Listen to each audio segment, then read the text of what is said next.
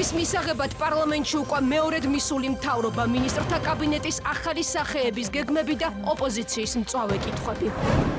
ვინ გახდება აჭარის მთავრობის თავმჯდომარე უმაღლეს საბჭოში კონსულტაციები დაიწყო. ძელდება ის კონსულტაციები, რომელიც განსაზღვრულია საქართველოს კონსტიტუციით. ახალი ინიციატივა ეკოლოგიური მდგომარეობის გასაუმჯობესებლად მერია ძველი ავტომობილების შემოყვანაზე შეზღუდვებს გეგმავს. აუცილებელია მოხდეს საწვავის მიმართულებით გარკვეული მსვლელობები, ანუ ხარისხი იქნეს ამაღლებული. თუ დავიწყებთ საწვავის ხარისხული მაჩვენებლების გაუმჯობესება და ასევე აუცილებელია მეორე მხრივ მოხდეს ავტოპარკის განახლება. დონალდ ტრამპის პირველი ვიზიტი ლონდონში პრეზიდენტის რანგში, რა გზავნილებით ჩავიდა თეთრი სახლის ლიდერი დიდ ბრიტანეთში.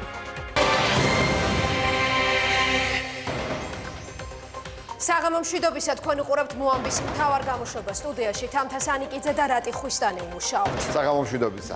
ბოლო სამ კვირაში პარლამენტის სამთავრობო გუნდს უკვე მეორედ უსმენს. სამი მინისტრით განახლებული და სამით შემცირებული მინისტრთა კაბინეტი პოლიტიკურ ჯგუფებს ხვდება. ამ წუთებში კითხვებს საპარლამენტო უმცირესობის დეპუტატები სვამენ. კითხვები ძირითადად მთავრობაში წულუკიანის დარჩენას, ოთხოზორია ტატუნაშვილის სიაში ნაპოვნ გარდაცვლულ პირებს და ხორავას ქუჩის საქმეს ეხება. ხმაურიანი იყო ფრაქცია ნაციონალურ მოძრაობასთან შეხვედრაც, რა დროსაც პრემიერს განმარტებების გაკეთება ძირითადად ახალი სახეების კომპეტენციაზე დასჭირდა. სწორედ ივანე მაჭავარიანი, გიორგი ქობულია და მათი წარსული საქმიანობა იყო ოპონენტთა მთავარი ინტერესის საგანი. ოპოზიცია გიორგი კვირიკაშვილისა და ყოფილი რამდენიმე მინისტრის ადგილსამყოფელითაც დაინტერესდა. მწვავე კითხვები დაისვა საქართველოს პატრიოტებისგანაც, რომელმაც მინისტრთა ახალ კაბინეტს გახმაურებული, თუმცა გამოუძიებელი საქმეები შეახსენეს.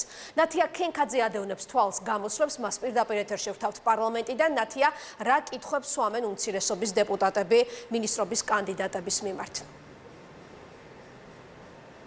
ფრაქცია ევროპული საქართველოს წევრებს კითხვები ჰქონდათ ოთხოზორია სიასთან დაკავშირებით, როგორც შემადგენლობაზე, ასევე ვადებთან დაკავშირებით, ასევე მათ კითხვები რამდენიმე მიმართულებით დასვეს ხორავას ქუჩაზე მომხდარ კლუბის საქმესთან დაკავშირებით და დაინტერესდნენ პრემიერ-მინისტრის პირადი პოზიციით, ასევე მათ პრემიერს კითხეს, რამდენად პრინციპულია მისთვის ეს საკითხი და რატომ მოხდა მინისტრთა კაბინეტის შემადგენლობაში თეა წულუკიანი, რომელსაც ხორავას ქუჩის საქმესთან დაკავშირებით აქვს პრინციპულად განსხვავებული პოზიცია და ეს არაერთხელ დაუფიქსირებია. ფრაქციის წევრებმა მინისტრთა კაბინეტის წევრობის კანდიდატებს ასევე დანაშაულის სტატისტიკაც შეახსენეს და დაინტერესდნენ, რა გეგმები აქვს ახალ გუნდს, რომ ეს სტატისტიკა უკეთესობისკენ შეიცვალოს. ისაუბრეთ, ეხლა მინდა გთხოვოთ, რომ თქვენი შეფასება ფარცხალაძე სულ რამდენიმე ამ სიას, ოთხოზორი დატონაშვილის სიას, სერიოზულად ებყრობით, ხო? აქ უმილითად შეგიძლიათ რომ პირდაპირ თანხმობა გამოთქვათ, ეს არ არის ეს. არა, მე რა თქმა უნდა თანხმობას ვიტყვი, მაგრამ მე ბოლომდე არ დავეშახმები შეფასებას. მივესალმები რომ ასე ამბობთ. უბრალოდ ცნობილი ქართული ანდაზა არის, ფიცი მწავს ბოლო მაკვირვებს, რომ მაგასთან დაკავშირებით მინდა რამდენიმე კონკრეტული კითხვა დაგისვათ. ერთი, თქვენ იცნობთ ხო რეზოლუციას, რომელიც საქართველოს პარლამენტმა მიიღო და ამ რეზოლუციის შესაბამისად იქნა მერე მიღებული. რეზოლუციაში ხო არ გახსოვთ ზუსტად რა ეწერა ვადა, რომელშიც მთავრობას უნდა წარმოედგინა ოთხოზორი დატონაშვილის სია. მე ზუსტი ვადა არ მახსოვს, მაგრამ მახსოვს მომენტი, არა, მახსოვს მომენტი, რომ მთავრობა შეიცვალა და აქედან გამომდინარე. ბატონო მამუკა, 15 ივნისს ეწერა, მე გაგახსენეთ, 15 ივნისს ეწერა სამწუხაროდ არასერიოზული დამოკიდებულება მთავრობამ ოთხოზორი დატონაშვილის სიის მიმართ პირველ რიგში მარტივად გამოავლინა, იქ ვადას გადააჭარბა. დიახ, მითითებული იყო 15 ივნისი და მთავრობის ხდომა ფიზიკურად ვერ ჩატარდა, რომ დროულად გამოსულიყო, ვინაიდან მოხდა ცვლილება, მოგეხსენება და აქედან გამომდინარე გადაიდო ეს და მე ავიღე პოლიტიკური პასუხისმგებლობა, რომ პირველივე მთავრობის ხდომაზე ამ სიას გამოვიტანდით, რომელიც ასევე გავაკეთე. იმედია ამას დამიდასტურებთ. მე ვფიქრობ, სწორი პოზიცია პრემიერის მხრიდან. თქვენ ამ საკითხს უწოდებთ შეცდომას, პრობლემას, მაშინ თქვენ თქვით ასევე სისტემის ნაწილის ჩავარდნა.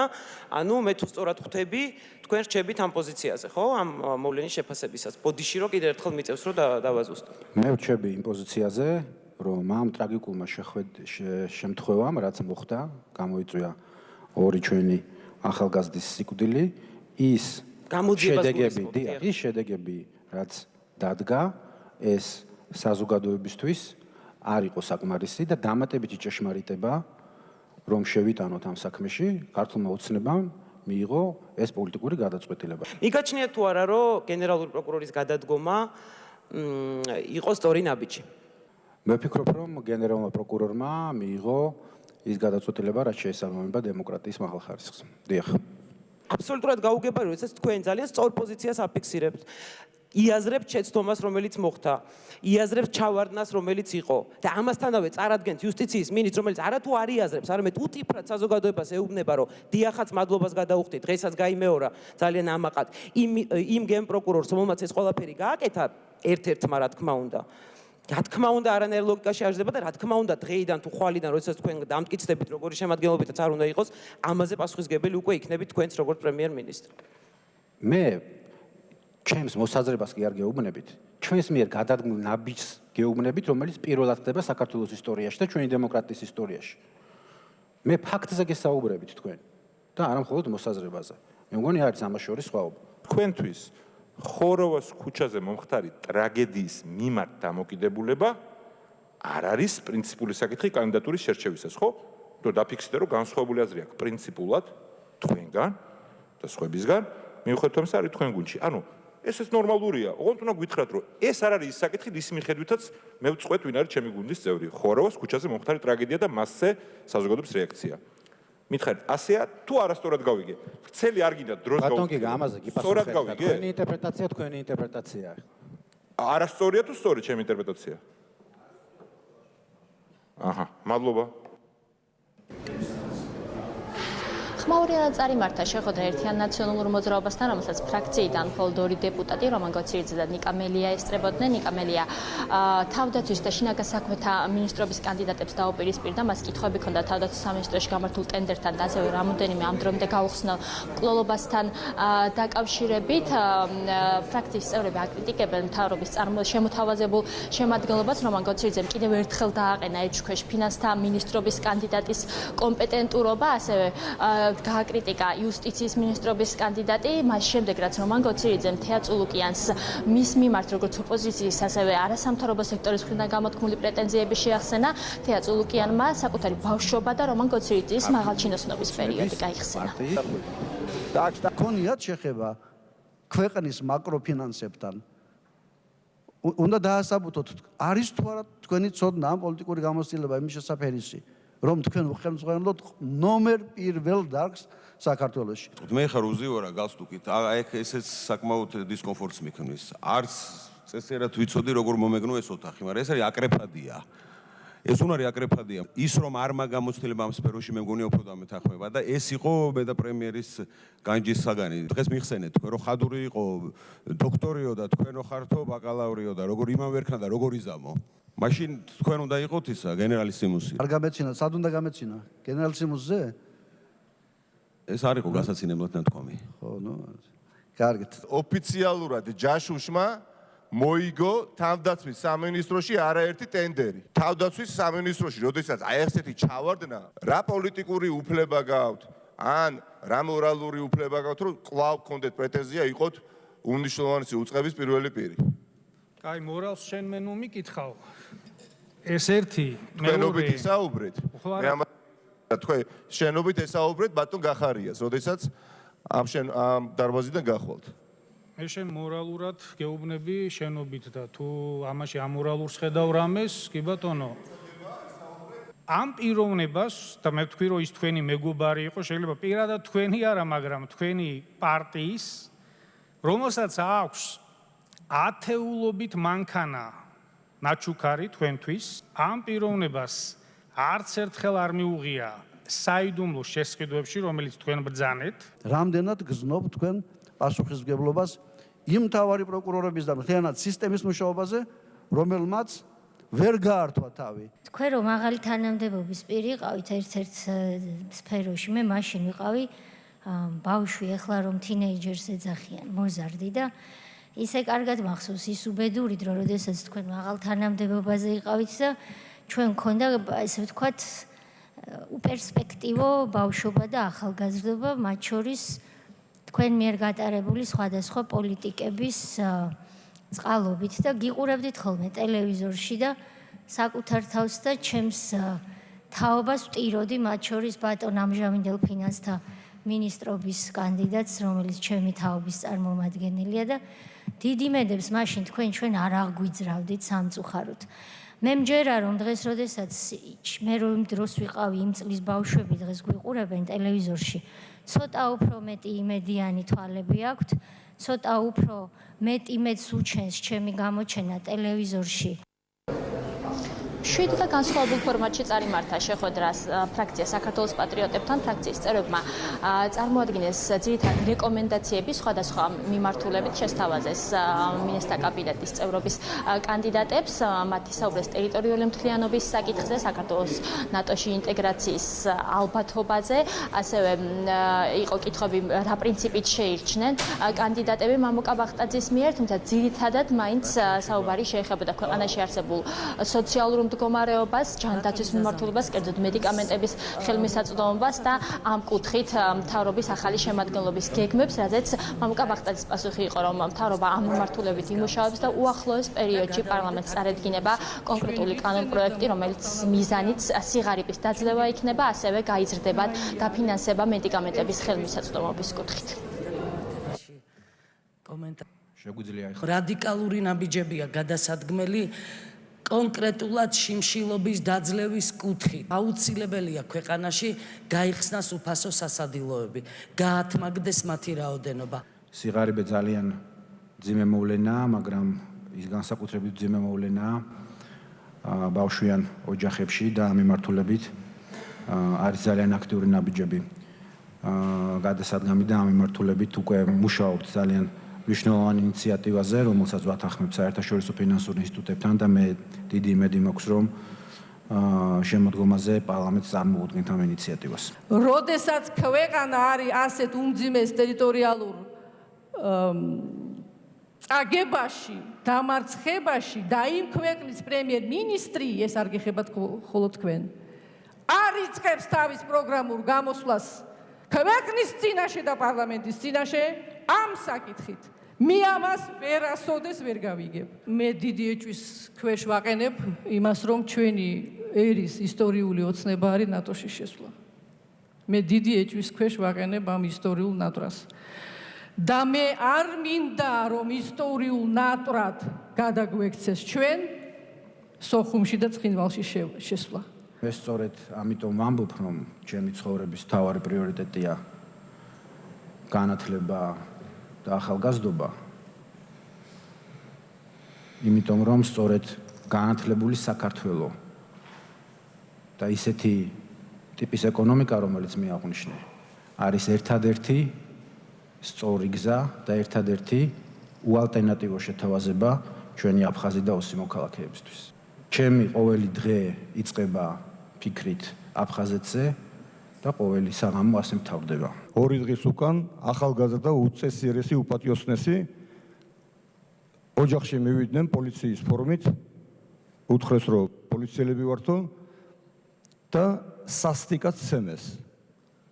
კოკა კობალაძე. ჯერჯერობით არანაირად არ დასტურდება, რომ იქ იყვნენ პოლიციელები. ფორმალურ ხარეს მოგახსენებთ, რომ გენინსპექციას მოკვლევა უკვე დაწყებული აქვს და გარდა ამისა, პროკურატურაში საქმე უკვე აღძრულია და გამოძიება დაწყებულია, მიუხედავად იმისა, რომ ჩვენ შინაგან საქმეთა სამინისტროში დღევანდელი მონაცემებით პრაქტიკულად დარწმუნებული ვართ, რომ ეს არ იყვნენ შინაგან საქმეთა სამინისტროს წარმომადგენლები. ფრაქციებთან შეხვედრის ფორმატს დაასრულებს შეხვედრა საპარლამენტო უმრავლესობასთან, რის შემდეგაც პარლამენტში უკვე გაიმართება ბიუროს ხდომა, რომელმაც ხვალინდელი დღის წესრიგი უნდა დაამტკიცოს, როგორც ცნობილია, ხვალ მინისტრობის კანდიდატები უკვე რიგგარეშეს ხდომაზე უნდა წასდგნენ. გმადლობთ, პარლამენტიდან ნათია ქენქაძე საუბრობდა. ფრაქციებამდე მინისტრობის კანდიდატებმა საკუთარ გეგმებზე კომიტეტებში ისაუბრეს. განსაკუთრებული ყურადღების ცენტრში განახლებული მთავრობის 3 ახალი სახე იყო. სწორედ მათი მისამართით დაისვა დღეს ყველაზე მეტი შეკითხვა. მოქალაქეთა მეტი ჩართულობა ეკონომიკაში, ეკონომიკური ზრდის ყველა მოქალაქის ჯიბეზე ასახვა, მეტი ინვესტიცია სოფლის მეურნეობაში, ციფრული ტექნოლოგიების დანერგვა, აქცენტი სამუშაო ადგილების შექმნაზე და ხუთდონიანი რეფორმა განათლების სისტემაში. ასეთია ეკონომიკის, ფინანსთა და განათლებისა და კულტურის მინისტრობის კანდიდატთა გზავნილები. განოსდა რამდენიმე ინიციატივაც, მათ შორის საგადასახადო ჯარიმების შემცირების. ბიზნესისა და ტექნოლოგიების უნივერსიტეტიდან განათლების სამინისტროში მიხეილ ბატიაშვილი ტექნოლოგიების განვითარების კონცეფციით მიდის. ციფრული სკოლები, პლანშეტებით და ტელეფონებით, ეროვნული ციფრული ბიბლიოთეკა. ეს მინისტრობის კანდიდატის გეგმების მხოლოდ ნაწილია. დამტკიცების შემთხვევაში ბატიაშვილს ზრუნვა მეცნიერებაზე, კულტურასა და სპორტზეც მოუწევს.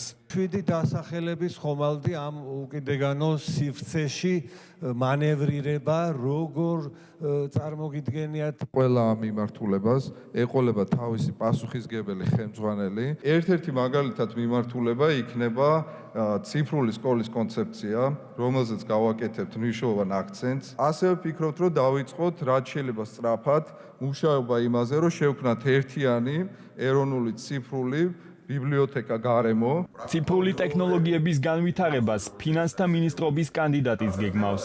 ამასთან ივანე მაჭავარიანის განცხადებით, ცვლილება არ შეეხება ქვეყნის მაკროეკონომიკურ პოლიტიკას და მცირე მთავრობის კონცეფციას.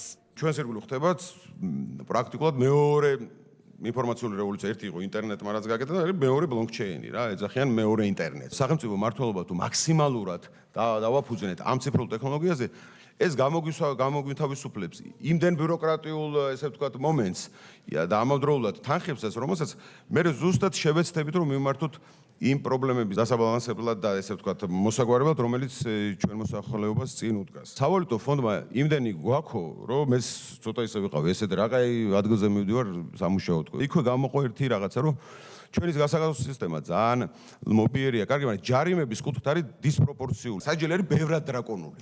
ყველაზე მეტი შეკითხვა დღეს ეკონომიკის მინისტრობის კანდიდატს დაუსვეს. ვინ გაუწია რეკომენდაცია? იცნობს თუ არა ბიძინა ივანიშვილს და მიხეილ სააკაშვილს. რამდენ პროცენტიანი ეკონომიკური ზრდა სჭირდება საქართველოს და როგორ უნდა გადანაწილდეს მოქალაქეებს შორის ეკონომიკის განვითარებისგან მიღებული შემოსავალი?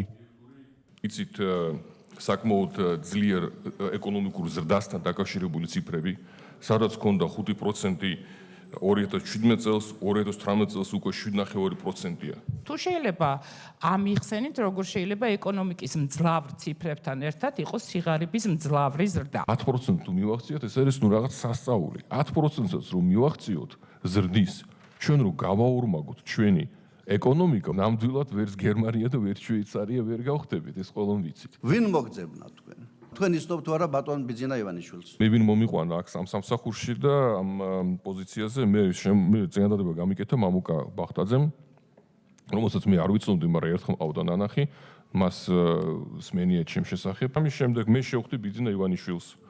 ესე იგი, იმიტომ რომ იგი არის პარტიის ლიდერი. ბატონ მიხეილ სააკაშვილთან ან რომან გოცილიძესთან ხომ არ ქონიათ შეხება, შთაბეჭდილება არ დამაკარგინოთ თქვენზე. ბატონ მიხეილ სააკაშვილთან მე შეხვედრილი ვარ, სადაც 2007 წელს ცხეთაში წავედით სალობიეში და ეს არ გადამახსოვრდა რა, კარგი იყო რა. ქობულიამ ანაკლის სპორტის მშენებლობაზეც ისაუბრა. მოგვიანებით მინისტრობის კანდიდატს საკომიტეტო მოსმენის დროს გაკეთებული განცხადების განმარტება მოუწია. ანაკლის პროექტი თქვენი აზრით რჩება მნიშვნელოვნად თუ არა? მე ზუსტად შემგუნდა ლაპარაკი ქონდა მაგაზე, რომ ჩვენ კიდევ ერთხელ ავწიოთ ის კვლევები, რომელიც გაკეთებული იყო და შეიძლება განვაახლოთ და კიდევ ერთხელ შევხედოთ ამას უფრო ესე თქვა ახალი თვალით. პროექტს გადახედვა არ მიგულისხმე, მე მიგულისხმე რომ უნდა გადავხედოთ ჩვენ თვითონ საქართველოს როგორც ლოგისტიკური ჰაბის და როგორც ლოგისტიკური კორიდორის სტრატეგიას. მინისტრთა კაბინეტის ახალ შემადგენლობას ოპოზიცია მხარს არ დაუჭერს. ოპონენტებისგან განსხვავებით, მამუკა ბახტაძის მთავრობისთვის ნდობის გამოცხადებას გეგმავს საპარლამენტო უმრავლესობა. პოტენციალი იგრძნობა და მე ვფიქრობ, უნდა კონდეთ საშუალება თავიანთი პოტენციალის სრული რეალიზაციის. თუ პარლამენტი მთავრობის ამ შემადგენლობას ნდობას გამოუცხადებს, უკვე ორშაბათიდან ქვეყანას მინისტრთა ახალი კაბინეტი ეყოლება, 3 ახალი მინისტრით და უწყებების განახლებული სახელწოდებებით. ახალი ინიციატივებით გამოვიდნენ განახლებული მთავრობის ძველი სახეებით. შინაგან საქმეთა მინისტრობის კანდიდატი გამოძიების ეფექტურობის გასაზრდელად გამომძებელთა გადამზადებას აპირებს. საკადრო ცვლილებებს არ გეგმავს იუსტიციის მინისტრობის კანდიდატი, რომლის უწყებას მცირე მთავრობის კონცეფციის გამო სასჯელახსოვრების სამინისტროდ შეუერთდა. ოპოზიცია კი დაინტერესდა, როგორ მოახერხა უფლებადამცველების პროტესტის ფონზე წულუკიანმა პოსტის შენარჩუნება. ოპონენტთა მწვავე კრიტიკის სამიზნე გახდა თავდაცვის მინისტრობის კანდიდატიც, რომელსაც ბოლო ტენდერის გამო განმარტებების გაკეთება დასჭირდა. ბოლო 3 კვირის განმავლობაში უკვე მეორედ მინისტრობის რამდენიმე კანდიდატი საპარლამენტო ტრიბუნიდან ისევ საკუთარ გეგმებზე, რეფორმებზე და გამოწვევებზე საუბრობდა. 3 კვირის წინანდელი დაპირება, რომ უკვე შესრულებულია, გიორგი გახარიამ დეპუტატებს იგივე ტრიბუნიდან უთხრა, რომლიდანაც დაპირდა. საუბარია 13200 პოლიციელზე, ვისაც ხელფასი უკვე გაეზარდა. შინაგან საქმეთა მინისტრობის კანდიდატმა კიდევ ერთი სიახლის შესახებ ისაუბრა. კრიმინალურ პოლიციაში ჩნდება ახალი პოზიცია, მართლწესრიგის ოფიცერი. განსაზღვრული უფლებამოსილებებით და მოვალეობებით. მთავარ გამოწვევად გახარიამ საგამოძიებო კომპონენტის გაძლიერება დაასახელა.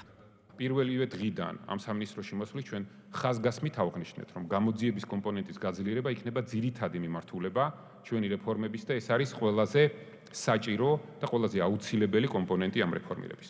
უკვე ჩაუტარდა ტესტირება სრულად კორპუსს, შინაგან საქმეთა სამინისტროს გამომძიებლების კორპუსი მავს ხედველობაში და ეს გახლავთ 1104 ადამიანი. ბოლო დროს განსაკუთრებული კრიტიკის ობიექტი ახლა იუსტიციასთან ერთად სასჯელ აღსრულების სისტემის ხელმძღვანელობისთვისაც ემზადება. თია წულუკიანმა მისი უწყების წარმატებებზე ბევრი ისაუბრა და სასჯელ აღსრულების თანამშრომლებს პირობა მისცა, რომ საკადრო ცვლილებები არ იქნება. რომ არა იუსტიციის სამინისტროს ინიციატივით განხორციელებული მასშტაბური რეფორმები. ჩვენ ხელს ვერ მოვაწერდით 2014 წელს ევროკავშირთან ასოცირების შეთანხმებას. როგორ აპირებთ გაგრძელებას მუშაობის მაშინ, როდესაც ყველა ძირითადი პარტნიორი თქვენ უნდობლობას გიცხადებ. ბატონოთარ, მე აღარ აღგიქვავთ თქვენ სერიოზულად. და თქვენს კითხვებს პასუხობ, იმიტომ რომ ეს არის ჩემი ვალი, რომ თქვენს კითხვებს უპასუხო. ნატო სამიტის შედეგებზე საუბრით დაიწყო გამოსვლა თავდაცვის მინისტრობის კანდიდატმა. ლევან იზორიას განცხადებით, სამიტზე ხაზგასმით აღინიშნა იმ რეფორმების და პროგრესის შესახებ, რომელიც საქართველოს აქვს დემოკრატიული ინსტიტუტების განმტკიცების, თავდაცვის უწყებაში მიმდინარე მოდერნიზებისა და რეფორმების პროცესთან დაკავშირებით. ყველა წევრმა ქვეყანამ კაფიოდ დააფიქსირა პოზიცია, რომ ამ გზაზე, ჩრდილოატლანტიკურ ინტეგრაციის გზაზე, ნატოში გაწევრიანების გზაზე საქართველოს ექნება მაქსიმალური მხარდაჭერა, რაც გამოიხატება მათ შორის დეკლარაციაში გაცხადებულ ნატო-საქართველოს არსებითი პაკეტის გაფართოების ინიციატივაზე. თავდაცვის სამინისტროს მომწოდებელი არ შეიძლება იყოს კომპანია, რომელიც დაკავშირებულია მტრულ სახელმწიფოსთან. გვაქვს გარკვეული, რა თქმა უნდა, უხერხულობა, როდესაც ჯაშუშობაში ან სხვა ტიპის დანაშაულებში მსჯავრდებულს აქვს შესაძლებლობა კანონის დაცვით მიიღოს მონაწილეობა გარკვეულ ტენდერებში, მაგრამ ჩვენ კანონს ვერ შევეწინააღმდეგით, ამიტომ გამოსავალს ვხედავთ საკანონმდებლო ცვლილებებში. სამშვიდობო პოლიტიკის აუცილებლობაზე ისაუბრა შერიგებისა და სამოქალაქო თანასწორობის მინისტრობის კანდიდატმა. ჩვენ შევძელით მიმდინარე ოკუპაციისა და რეგულარულად სხვადასხვა სახის პროვოკაციების ფონზე განსაკუთრებით ბოლო პერიოდში ძალიან რთულ და ცვალებად გეოპოლიტიკურ კონტექსტში შეგვენარჩუნებინა მშვიდობა, თავიდან აგვეცილებინა დაპირისპირების ესკალაცია ან ახალი ომის საფრთხე. ახლა უკვე საქართველოს ოკუპირებული ტერიტორიებიდან დევნილთა შრომის, ჯანმრთელობისა და სოციალური დაცვის მინისტრობის კანდიდატი პირობას დებს, რომ სამინისტროს 4 მიმართულებიდან არც ერთი არ გახდება მეორე ხარისხოვანი. დავით სერგეენკომ წარმატებულ რეფორმებზე ისაუბრა, თუმცა თქვა ისიც, რომ მთავარ გამოწვევად ისევ რჩება მედიკამენტებზე ხელმისაწვდომობა. მე ძალიან დიდი იმედი მაქვს, რომ უკვე ივლისის თვეშივე მოვასწრებთ მორიგ გაფართოებას, როდესაც ასაკით პენსიონერებს და შეზღუდული შესაძლებლობების მქონე პირებს გაუჩნდებათ შესაძლებლობა, რომ ნაკლები ფასით შეძლონ იმ სასიცოცხლოდ მნიშვნელოვანი მედიკამენტების შეძენა. რამდენიმე კომიტეტის გაერთიანებულ სხდომაზე მთავრობის განახლებულ შემადგენლობას მხარი დაუჭირეს. მამუკა ბახტაძის მთავრობას ნდობის მისაღებად ახლა დეპუტატთა უმრავლესობის მხარდაჭერა სჭირდება. მთავრობის განახლებულ შემადგენლობაზე საუბარი უკვე კვირის ინტერვიუში გაგრძელდება. ირაკლი ავსანძე გვეტყვის ახლა ვინ იქნება დღეს მისი სტუმარი. ირაკლი, საღამომშვიდობისა. საღამომშვიდობისა. თამთა ცხადია, ჩვენ ამ თემასაც შევეხებით ჩვენს დღევანდელ რესპონდენტთან, ევროპული საქართველოს გენერალურ მდივანთან გიგი უღულავასთან. მაგრამ ინტერვიუს ერთ-ერთი მთავარი თემა იქნება ასევე სამპუნქტიანი ხელშეკრულება, შეთანხმება უпростоრად, რომელიც ბოლო თვეების განმავლობაში საზარო სივრცეში ერთმანეთთან ძალიან დაპირისპირებულ პარტიას ახლა აერთიანებს. ჩვენ შევერთებით გავარკვიოთ, რა არის და რას ითვალისწინებს ეს შეთანხმება. გმადლობთ წარმატებულ ეთერს გისურვებ. ირაკლი აბსანძემ გაგვაცნო კვირის ინტერვიუს დღევანდელი ანონსი.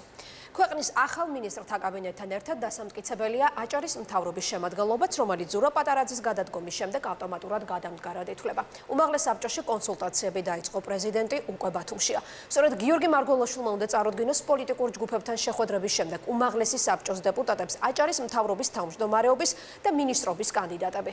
ჯერ უცნობია, იქნება თუ არა მათ შორის ქართული ოცნების მიერ მთავრობის მეთაურობის კანდიდატად უკვე დასახელებული თორნიკე რიჟვაძე, რომელთანაც პრეზიდენტი შეხვედრას აპირებს. უმაღლეს საბჭოში მყოფი ოპოზიციური პარტიები არ გამორიცხავენ, რომ ერთიანი კანდიდატი მათაც ჰყავდათ. აჭარის უმაღლესი საბჭო საქართველოს პრეზიდენტმა კონკრეტული გადაწყვეტილების გარეშე დადოვა. გიორგი მარგველაშვილს არც მედიისთვის და არც პოლიტიკური სუბიექტებისთვის საკუთარი პოზიციის შესახებ არაფერი უთქვავს. შესაბამისად, ჯერჯერობით უცნობია წარადგენს თუ არა უკვე დასახელებულ ერთადერთ კანდიდატს აჭარის მთავრობის თავმჯდომარის პოსტზე. სხვა კანდიდატურა ჯერჯერობით წარმოდგენილი არ ყოფილა. შეიძლება კიდე რაღაცა მოსაზრება მოვისმინოთ ამის თაობაზე. ამ ეტაპზე გრძელდება ის კონსულტაციები, რომელიც განსაზღვრულია საქართველოს კონსტიტუციით. იმის მიუხედავად, რომ მარგველაშვილს ჯერ გადაწყვეტილება მიღებული არ აქვს, მმართველი გუნდი დარწმუნებულია, რომ პრეზიდენტი თორნიკე რიჟვაძის კანდიდატურას მხარს დაუჭერს. დავით ბაციკაძე ამბობს, რომ წინააღმდეგ შემთხვევაში გიორგი მარგველაშვილის გადაწყვეტილება აჭარაში პოლიტიკურ კრიზისს გამოიწვევს. მე არ მინდა პრეზიდენტის ასე ვთქვათ კომენტირება მოახდინოს სიტყვების, მაგრამ ერთგვარი მინიშნება გააკეთა, რომ ის დარჩენია, რომ ის შეხვდეს უმრავლესობის მიერ დარჩენილ ასე ვთქვათ დასახელებულ კანდიდატურას. თუ კი პრეზიდენტს უნდა რომ აჭარაში იყოს კრიზისი, ამ შემთხვევაში თუ ის წარმოადგენს სხვა კანდიდატურას, აჭარაში დამიჯერეთ მოხდება პოლიტიკური კრიზისი, იმიტომ რომ აჭარის უმაღლესი საბჭო პრეზიდენტის მიერ სხვა წარმოადგენილ კანდიდატურას მხარს არ დაუჭერს. პრეზიდენტისთვის საკუთარი კანდიდატი აჭარის მთავრობის თავმჯდომარის თანამდებობაზე ამ დრომდე არ შეუთავაზებია ოპოზიციას. თუმცა არ არის გამორიცხული, რომ ოპოზიციამ კონსულტაციები დაიწყოს და საქართველოს პრეზიდენტს ოპოზიციის ერთიანი კანდიდატი შესთავაზოს. ოპოზიციურ ძალებთან, პოლიტიკურ გაერთიანებებთან 1-2 დღის განმავლობაში გვექნება ჩვენ მოლაპარაკებები და ჩვენ ღირსეულ კანდიდატს წარვადგენთ. ჩვენ ვერ დაუჭერთ ისეთ კანდიდატს მხარს, რომელიც ანგარიშვალდებული არ იქნება ჩვენს მოსახლეობასთან და ის იქნება მხოლოდ ერთი ადამიანის ნებასურვილზე დამოკიდებული. მე მინდა დაუჭირო მხარი იმ კანდიდატურას, რომელიც აჭარისთვის იქნება საუკეთესო. კონსულტაციების მიმდინარეობისას საქართველოს პრეზიდენტთან შეხვედრას აჭარის უმაღლესი საბჭოს ყოფილი დეპუტატი მედია ვასაძე და მერვე მოწვევის პარლამენტის ვიცე-სპიკერი მურმან დუმბაძე ითხოვდნენ. თუმცა ყოფილი დეპუტატები უმაღლესი საბჭოს ტერიტორიაზე არ შეუშვეს. თუ კი დღეს პრეზიდენტს არ აინტერესებს მურმან დუმბაძეს და მედია ვასაძეს მიმდინარე საკითხთან დაკავშირებით რა აქვს სათქმელი, მე საღამოს უკვე სხვანაირად დაველაპარაკებები. ჩათვალეს, რომ ქალბატონი მედია ვასაძე და მურმან დუმბაძე კარებს გარეთ უნდა დარჩნენ, არ აქვს რაიმე, კი საშვი არის, დაშვებული არის. მე მაინტერესებს მთავრობის თავმჯდომარეობის კანდიდატის საკითხი. უცნობია შეხვდება თუ არა გიორგი მარგველაშვილი ყოფილ დეპუტატებს. პრეზიდენტი აჭარაში კიდევ რამდენიმე დღის განმავლობაში დარჩება და კონსულტაციებს ამ დროისთვის მთავრობის თავმჯდომარის ერთადერთ კანდიდატთან, თორნიკე რიჟვაძესთანაც გამართავს. ჩაერთვება თუ არა სალომე ზურაბიშვილის საარჩევნო კამპანიაში, რატიხვისტანი დღის ახალი ამბებით. სალომე ზურაბიშვილის საპრეზიდენტო კანდიდატობასთან დაკავშირებით განცხადებას სავარაუდოდ თვის ბოლომდე გააკეთებს. დამოუკიდებელი დეპუტატი ამბობს, რომ ამ საკითხზე ქართულ ოცნებასთან კონსულტაციები არ მიმდინარეობს. ოფიციალურ განცხადებას კი გადაწყვეტილების მიღების შემდეგ გააკეთებს. პარტია ქართული ოცნება კი საპრეზიდენტო კანდიდატის დასახელებას ზაფხულის ბოლოს გეგმავს.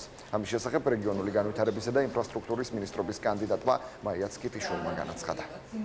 მე რაც მექნება სათქველი, მე თვითონ გავაკეთებ განცხადებას, როცა ამისი დრო მოვა და მე გადავწყვეტ, ის იქნება დრო. გუნდში კონსულტაციები მიმდინარეობს და ჩვენ გავაკეთებთ განცხადებას ამასთან დაკავშირებით. როგორც კი ამის დრო იქნება, რაც შეეხება ქალბატონ სალომე ზურაბიშვილს, ის სარგებლობს დიდი პატივისცემით როგორც საქართველოში, ასევე საზღვარგარეთ, ის სარგებლობს დიდი პატივისცემით პარლამენტში და თუ ის მიიღებს საპრეზიდენტო არჩევნებში მონაწილეობას, ვფიქრობ, უდავოდ ერთ-ერთი ყველაზე ძლიერი კანდიდატი იქნება. გიორგი კვირიკაშვილი პოლიტიკური შეფასებების გაკეთებაზე უარს აცხადებს. გადადგომის შემდეგ ჟურნალისტების წინაშე ყოფილი პრემიერი პირველად გამოჩნდა და აღნიშნა, რომ საჯარო აქტივობები უკვე დაასრულა. კვირიკაშვილი მცხეთაში სვეტიცხოვლის საკათედრო ტაძარში წირვა ლოცვას დაესწრო.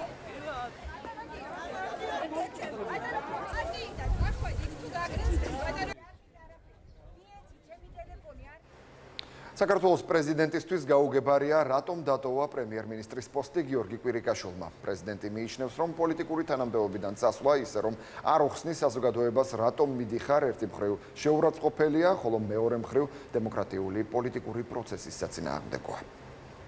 დღემდე პასუხგაუცემელია კითხვა, რა არგუმენტით წავიდა პრემიერ-მინისტრი, რა იყო ასეთი მნიშვნელოვანი გადაწყვეტილების საფუძველი. მე ამას ხარ განვიხილავ კერძო ჭრილში. ჩემი ცოდნა არ არის მნიშვნელოვანია, თქვენ იცოდეთ, მნიშვნელოვანია საქართველოს მოქალაქეებმა იცოდნენ, რა პრინციპით ყავს ან აღარ ყავს უმაღლესი თანამდებობის პირები. ტერორიზმის საქმეზე ბრალდებულებმა დღეს დუმილი პირველად დაარღვიეს და სასამართლოს ჩვენება მისცეს. დახურული სხდომის შემდეგ მხარეების მიერ გაკეთებული განცხადებებით ირკვევა, რომ მძიმე დანაშაულში ბრალდებულებმა ურთიერთგამომრიცხავი განცხადებები გააკეთეს და აჰმედ ჩატაევთან კავშირში ერთმანეთი დაადანაშაულეს. როგორც ბრალდებულმა ანატოლი ბერძენიშვილმა განაცხადა, სახელმწიფო უსაფრთხოების სამსახურმა იცოდა, რომ ჩატაევი საქართველოში შემოსვლას გეგმავდა, რადგან მისი თქმით, სურს ეს ინფორმაცია მან პირადად მიაწოდა. ბრალდების მხარე ადასტურებს, რომ ამ საქმეზე სახელმწიფო უსაფრთხოების სამსახურის თანამშრომლები მართლაც დაკითხეს, თუმცა გამოძიების ინტერესებიდან გამომდინარე პროკურატურა არ აკონკრეტებს, რა პასუხი მიიღეს უწყების წარმომადგენლისგან. ერთადერთი ბრალდებული, რომელმაც დუმილის უფლება არ დაარღვია, შუაიბ ბორზიევია. სწორედ მას ედავება მთავარი საგამოძიებო უწყება ტერორისტული ორგანიზაციის წევრობას. იდოიძე გამოიყენა გორნაკაშვილმა იმისათვის, რომ მანქანა ჭირდებოდა მას, მაგრამ ვინაიდან მის სახელზე არ იყო მანქანა და იდოიძის სახელზე იყო, ანუ იდოიძის წაყვანა თურქეთში მიზანი იყო მხოლოდ და მხოლოდ ის, რომ მანქანა გამოიყენებინა. შესაბამისად, იდოიძეს არ უნდა ხავს საერთოდ ჩატაევი. გვაქვს არა მარტო მოწმეების ჩვენებები, გორნაკაშვილს გულისხმობ თუნდაც და ჩოფანაშვილს, არამედ სხვა მტკიცებულებებიც, რომელიც ამ ჩვენებებთან ერთად ერთობლიობაში სრულად ადასტურებს იმ ფაქტს, რომ გორნაკაშვილი, ზურიკო გორნაკაშვილი და ზურაბ იდოიძე თურქეთში შეხვდნენ აჰმედ ჩატაევს და მოაცილეს ის საზღვამდე. სმიტების ოჯახის მკვლელობაში ახალი დეტალები იკვეთება. შინაგან საქმეთა სამინისტროში ადასტურებენ, რომ გამოძიება ლორა სმიტის გაუპატიურების მუხლითაც მიმდინარეობს. მკვლელობაში ბრალდებული მალხას კობაურის დაცვის მხარე კი ქართულ გამოძიებას არენდობა და მოითხოვს ჭეშმარიტების დასადგენად ყველა ექსპერტიზა ამერიკის გამოძიების ფედერალურმა ბიურომ ჩაატაროს. ადვოკატის თქმით, საგამოძიებო ღონისძიებები სრულყოფილად არ ჩატარებულა. უფლებადამცველმა დავით გირგვლიანმა კიდევ ერთხელ განაცხადა, რომ ბრალდებული დანაშაულს არ აღიარებს, თუმცა კითხვაზე საიდან იცოდა კობაურმა მცირეწლოვანის ცხედრის და მკვლელობის იარაღის ადგილმდებარეობის შესახებ, ადვოკატი ამბობს, რომ ამას გამოძიების ინტერესებიდან გამომდინარე არ აკონკრეტებს. 2011 წლის 26 მაისის აქციის დარბევის საქმეზე მოწმე ზურაბ იმერლიშვილი დაკითხეს. მისი თქმით, ტერიტორიის დატოვება სურდა, თუმცა ვერ მოახერხა, რადგან სპეცრაზმს გასასვლელები დაკეტილი ჰქონდა.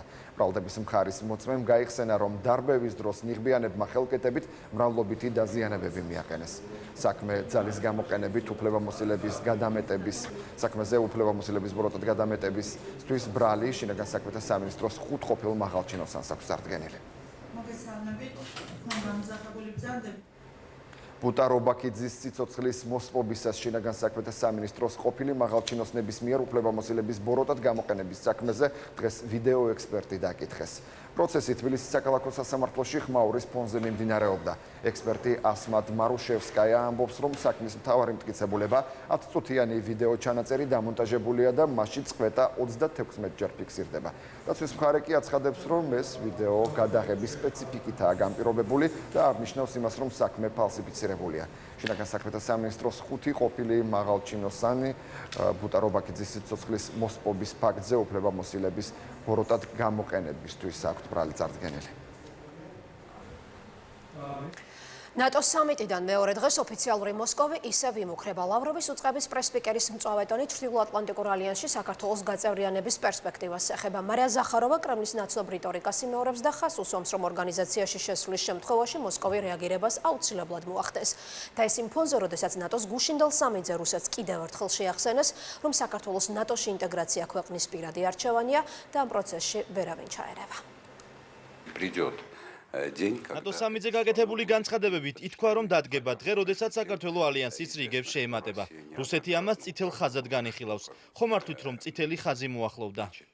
კითხვას, რომლის პირდაპირი ადრესატიც კრემლია, მარია ზახაროვამ უპასუხა და თქვა, რომ საქართველოს ნატოში გაწევრიანებას აუცილებლად მოჰყვება საპასუხო რეაქცია რუსეთის მხრიდან. ეს მოსკოვის პრინციპული პოზიციაა, რაც მისი თქმით ევროპის უსაფრთხოების შენარჩუნებასთან პირდაპირ კავშირშია. Это касается не только Грузии, это касается. ეს არ ეხება მხოლოდ საქართველოს. არც ისე დიდი ხნის წინ მე ინტერვიუ მივეცი სკანდინავიურ გამოცემას. მკითხეს, რატომ ამბობს რუსეთი, რომ ამას შედეგი მოჰყვება, მე ვუპასუხე. იმიტომ რომ მოხდება ცვლილებები, ხოლო როდესაც ცვლილებები ხორციელდება ერთი მხრიდან, ამას მოჰყვება შედეგი სხვა მხრიდან. თბილისი კურს არ შეცვლის, ეს არ განიხილება. ამის შესახებ ქვეყნის პირველმა დიპლომატმა განაცხადა და სერგეი ლავროვის პრეს-სპიკერის მიერ გამოთქმული პოზიცია ნატოს სამიტზე საქართველოს წარმატებას დაუკავშირა. აგვისტოს ომიდან და ბუქარესტის სამიტიდან 10 წლის თავზე პუტინის შიშებს დღეს ქეთევან ციხელაშვილმაც უპასუხა და კიდევ ერთხელ შეახსენა მეზობელ სახელმწიფოს. თუ რას ნიშნავს საქართველოს დასავლურ სტრუქტურებთან ინტეგრაცია. საკუთარი პოზიცია დეპუტატებმაც გამოთქვეს. თუ რუსეთს არ მოსწონს ის, რომ საქართველოს ნატოში მიისწრაფის, მათ შორის ეს იმის გამოძახილია, რომ ჩვენ არ მოგწონს ის, რაც რუსეთმა საქართველოსთან მიმართებაში განახორციელა. შევთავაზე ჩვენ საზოგადოებას და ხელისუფლებას და პარლამენტს ზუსტად ეს ფორმატი.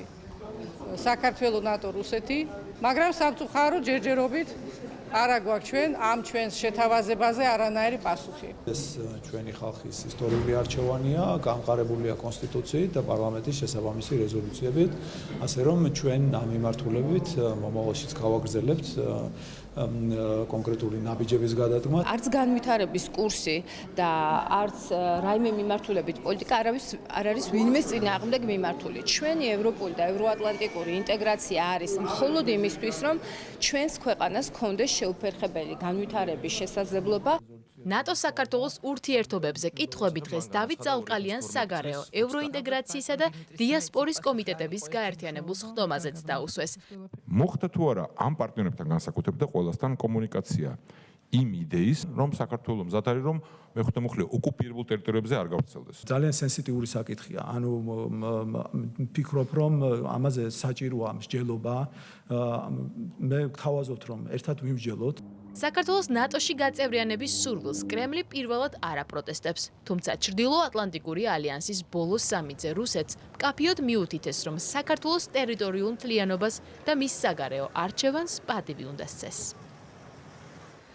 პრეზიდენტის პოსტის დაკავებიდან წელიწადნახევრის შემდეგ დონალდ ტრამპი ლონდონში პირველად ჩავიდა. არაერთხელ გადადებული სამუშაო ვიზიტი მასშტაბური საპროტესტო აქციების ფონზე მიმდინარეობს.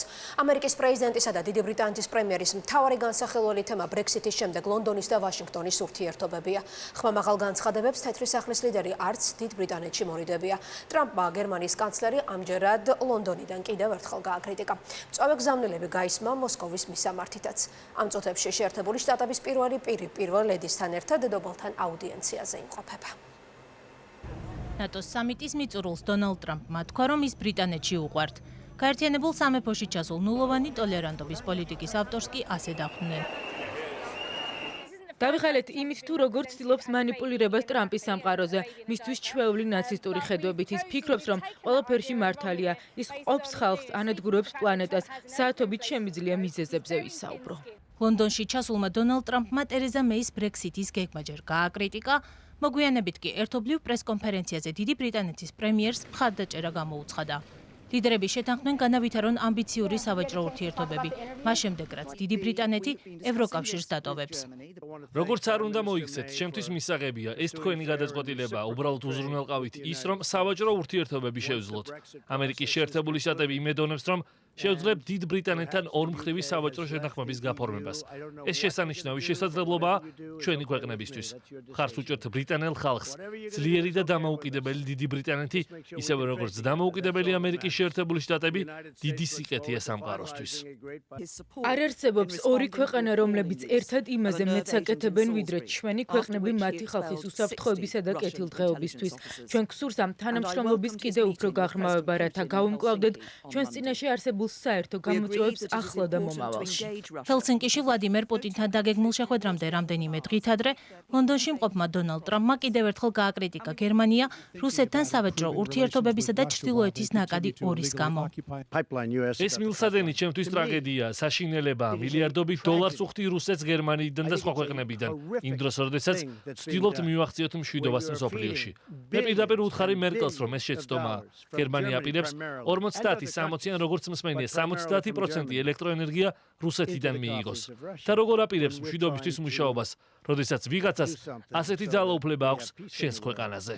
რუსეთზე საუბრისას კი დონალდ ტრამპი ამბობს, რომ მას ვლადიმერ პუტინთან კარგი ურთიერთობების ჩამოყალიბების იმედი აქვს. ამერიკის პრეზიდენტის თქმით, ის აპირებს განიხილოს უკრაინის, სირიის, ახლო აღმოსავლეთისა და ბირთვული იარაღის გავრცელებლობის საკითხები. ორდღიანი სამუშაო ვიზიტის დასასრულს შეერთებული შტატების პრეზიდენტი პირველ ლედისთან ერთად დედოფალს ჩაიზე ეწვია. ლონდონიდან დონალდ ტრამპი შოტლანდიაში მისსავე კუთვნილ კურორტზე მიემგზავრება. 16 ივლისს კი ჰელსინკიში რუსეთის პრეზიდენტ შეხვდება. თბილისში ეკოლოგიური მდგომარეობის გასაუმჯობესებლად მერია ახალი ინიციატივებით გამოდის. დედაქალაქის მერის გეგმა ძველი ავტომობილების იმპორტის შეზღუდვას და საწვავს უკავშირდება. განსაკუთრებული აქცენტი ქართულ ბაზარზე შემოტანილი დიზელის საწვავზე კეთდება, რომელიც კვლევების მიხედვით ჯანმრთელობისთვის მავნე ნივთიერებებს შეიცავს. დიზელი, რომელიც საქართველოში იყიდება, განვითარებულ ქვეყნებში მოხმარებული დიზელის ხარისხობრივ მაჩვენებელს მკვეთრად ჩამოუვარდება. აუცილებელია მოხდეს საწვავის მიმართულებით გარკვეული ცვლილებები. ძველი ავტომობილების შემოყვანის შეზღუდვა და მაღალი ხარისხის დიზელის საწვავის შემოტანა. დედაქალაქის მერმა მთავრობის სხდომაზე ეკოლოგიური მდგომარეობის გაუმჯობესების გზებზე ისაუბრა. მგონია, რომ რაც შეიძლება მალე არის გასაკეთებელი ეს ცვლილება, რომ საქართველოში შემოვიდეს მაღალი ხარისხის საწვავი, განსაკუთრებით საუბარი არის დიზელის მიმართულებაზე. ოფიციალური სტატისტიკით საქართველოში 250,000-მდე ავტომობილი დიზელის ტიპის საწვავს მოიხმარს. დიზელის ძრავები კი ატმოსფერულ ჰაერს აზოტის დიოქსიდითა და ისეთი მიკრონაწილაკებით აბინძურებენ, რომლებსაც ჯანმრთელობის მსოფლიო ორგანიზაცია სიმსივნის წარმომქმნელ ნივთიერებებს მიაკუთვნებს. გოგირდის შემცველობა პირველ რიგში ეს იწვევს მერი მანქანის გაუმერთაობას. თუ გადამეტებული აქვს, მანქანის გაუმერთაობას იწვევს და იქიდან გამომდინარე ატმოსფერულ ჰაერის დაბინძურებასაც იწვევს. დღეს საქართველოში ევრო 3 ტიპის დიზელის საწვავის რეალიზაცია დასაშვებია. ესაა საწვავი, რომლის 1 კილოგრამში გოგირდის მაქსიმალური დასაშვების შემცველობა 100 მილიგრამია და ეს იმ ფონზე, როდესაც მეზობელი ქვეყნები აზერბაიჯანი და რუსეთი ევრო 4-ზე არიან გადასული. ევრო 4 სტანდარტით გოგირდის დასაშვების ზღვარი 1 კილოგრამში 50 მილიგრამია. თუმცა ამ ქვეყნებში უკვე დაწყებულია ევრო 5 სტანდარტზე გადასვლის პროცესი, რაც ზღვარის 10 მილიგრამამდე შემცირებას გულისხმობს. ნავთობპროდუქტების იმპორტიორთა კავშირში აცხადებენ, რომ 2019 წლიდან ქართული საწვავი ევრო 3-დან ევრო 4 სტანდარტზე გადავა. თუმცა ორგანიზაციაში ასევე განმარტავენ, რომ საწვავის ხარისხის გაუმჯობესების პარალელურად აუცილებელია ავტოპარკის განახლებაც. როდესაც ჩვენ საუბრობთ ძველ საავტომობილო პარკზე, მისთვის დიდი არაფერი შეღავათი არ იქნება ის თუ თქვა ძალიან მაღალი კატეგორიის და სტანდარტის პროდუქტს მოიხმარს, იმიტომ რომ ეკოლოგიური თვალსაზრისით რაღაც გარკვეულ გაუმჯობესებას ვერ ნახავთ, თუმცა მეორე მხრივ მათ გაუძურდებათ ესე ვთქვათ პროდუქტი. დღეს არსებული ლაბორატორიული დასკვნებით კარგი ხარისხი შემოდის, თუმცა ფაქტია რომ იყიდება საკმაოდ უარგისი ხარისხის საწვავი, ამიტომ აუცილებელია ეს პროცესი კარგად გავიგოთ, გავერკვიოთ დეტალებში და ამის შემდეგ მივიღოთ გადაწყვეტილება. გარემოს დაცვის სამინისტროში ამბობენ, რომ ევროდირექტივების შესასრულებლად მზად არიან და 2019 წლის 1 იანვრიდან ქვეყანაში ევრო 3-ის დიზელის საწვავის იმპორტი და რეალიზაცია აიკრძალება, რაც ჰაერის ხარისხზე უკვე 6 თვეში აისახება. რაც შეეხება ძველი ავტომობილების იმპორტის შეზღუდვას, ხელისუფლებაში აცხადებენ, რომ ახალი მანქანების შეძენა წახალისდება, თუმცა რა მექანიზმებით კონკრეტული გეგმა ჯერჯერობით არ აქვთ. და დღის სხვა ახალი ამბებით ისევ რატიხოსტანი. ადამიანის უფლებათა ცენტრის კვლევის მიხედვით მთავარი პროკურატურის სამართალწარმოების პროცესში ჩადენილი დანაშაულის გამოძიების დეპარტამენტის მუშაობისას რიგი ბუნდოვანებები გამოიკვეთა. არასამთავრობო ორგანიზაციის წარმომადგენლების განცხადებით შეკითხვები არსებობს პროკურორების და საქმეების შერჩევაზე. ასევე თუ რატომ ხდება სასამართლოს განაჩენის გარეშე ქონების დაბრუნება და რატომ არ ხდება 2012 წლის შემდეგ მსგავსი ტიპის დანაშაულების გამოძიება. პრეზენტაციას პროკურატურის ახალი დეპარტამენტის ხელმძღვანელიც ესწრებოდა. ირაკლი ნადარეიშვილი კვლევაში მოყვანილ შენიშვნებს არ იზიარებს. მაკა ასათიანი ორგანიზაცია საერთაშორისო გამჭვირვალობა საქართველოს წინააღმდეგ სამართლებრივ დავას იწყებს. საქმე სასამართლო სისტემაში კორუფციულ რისკებთან დაკავშირებით ორგანიზაციის მიერ მომზადებულ ანგარიშს ეხება. კვლევაში საუბარია 7 საქმეზე, რომელთაგან ერთ-ერთი მაკა ასათიანისა და მისი ოჯახის საკუთრებაში არსებული შპს აკას 20%-იანი სადავო წილების შესახებ სასამართლოში მიმდინარე პროცესია. მაკა ასათიანი ორგანიზაციისგან ბოდიშის მოხდას ითხოვდა, თუმცა საერთაშორისო გამჭვირვალობა საქართველოში შეცდომას არ აღიარებენ. პარლამენტის თავმჯდომარე ჰუმანიტარული დახმარებისა და კრიზისების მართვის საკითხებში ევროკომისარს ქრისტოს სტილიანიდის შეხვდა. მხარეებმა ყურადღება სამოქალაქო უსაფრთხოების მნიშვნელობაზე გაამახვილეს, რომელიც, როგორც ირაკლი კობახიძემ აღნიშნა, ხელისუფლების ერთ-ერთი მთავარი პრიორიტეტია. ევროკომისრის განცხადებით, ევროკავშირი გააგრძელებს საქართველოს როგორც ფინანსურ, ასევე ექსპერტულ მხარდაჭერას სხვადასხვა მიმართულებით.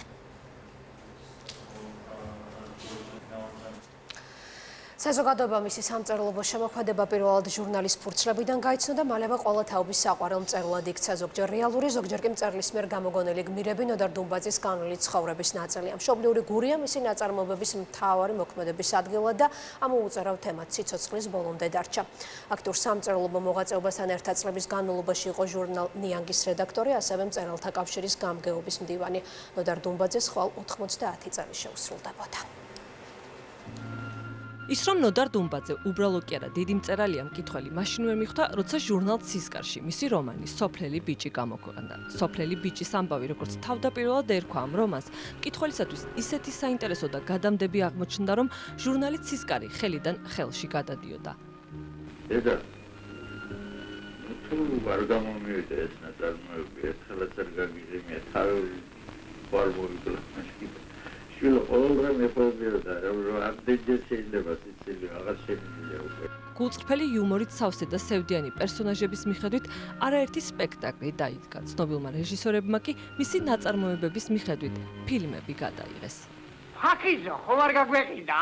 ცნობილი რომანის ეკრანიზაცია 1962 წელს მოხდა. ფილმის რეჟისორმა ნოდარ დუმბაძის მშობლიური გურია დაიწუნა და ფილმის დიდი ნაწილი სოფელ ლაილაში გადაიღო.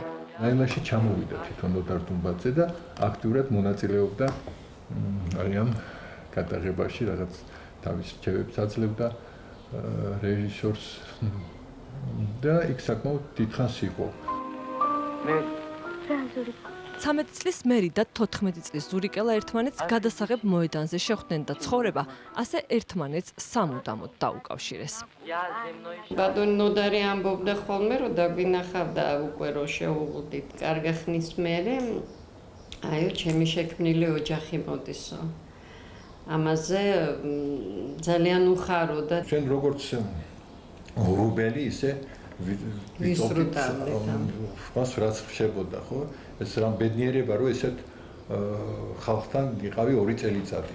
სოსოია მამალაძე, ავთო ჯაყელი, ზაზა ნაკაშიძე, ბაჩანა ბრეკვაძე, ზურიკელასავით მზიანი გულისა და სიკეთით სავსე პერსონაჟები არიან ისეთი, როგორიც თავად ნოდარ დუმბაძე იყო.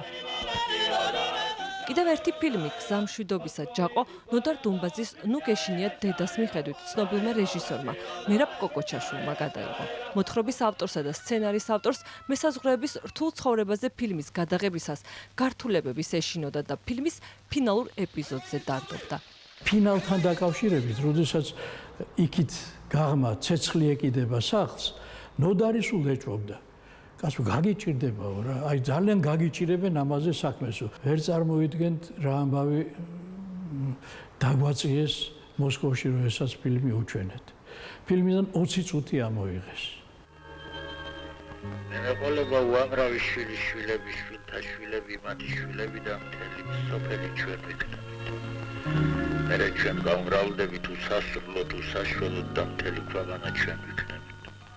ჩვენ ვიქნებით მთელი ქვეყანა და აღარასოდეს დავიხოცებით, აღარ დავილევით და აღარ გავთავდებით. ნოდარ დუმბაძე 14 ივლისს 90 წლის გახდებოდა.